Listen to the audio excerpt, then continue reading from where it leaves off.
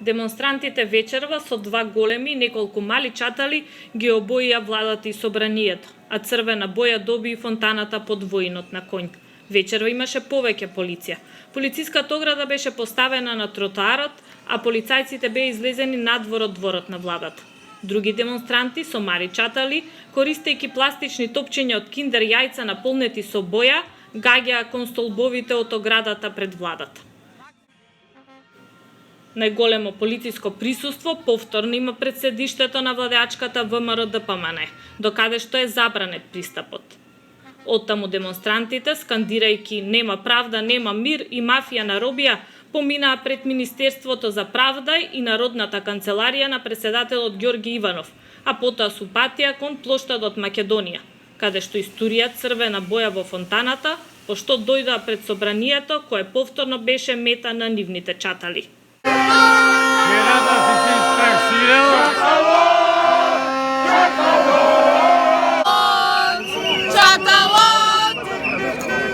На собраните им се обрати Јасмина Дурич од Тарама, која рече дека поради учеството на протестите трпи притисоци на работното место.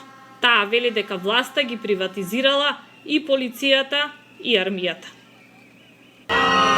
Јас сум дете на самохран родител.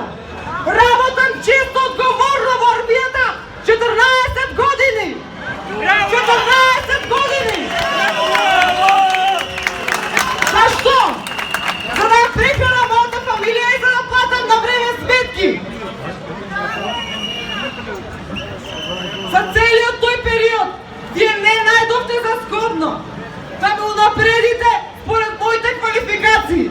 Вие најдовте за сгодно да ме прекомандувате во Кичево.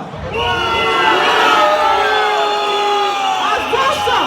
За да не присуствам на протести.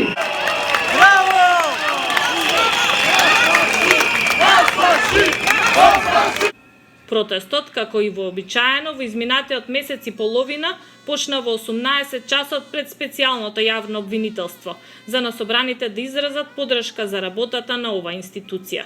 На протестот дојде и поранешната холандска амбасадорка во земјава Симоне Филипини. Од вчера учесниците во шарената револуција не ја најавуваат рутата на движењето и одлучуваат во од, затоа што, како што велат, полициски кордони ги спречувале да протестираат. Учесниците на протестот меѓу другото бараат целосно повлекување на политичките помилувања, оставка од председателот Ѓорги Иванов и формирање техничка влада која треба да создаде услови за фер и демократски избори.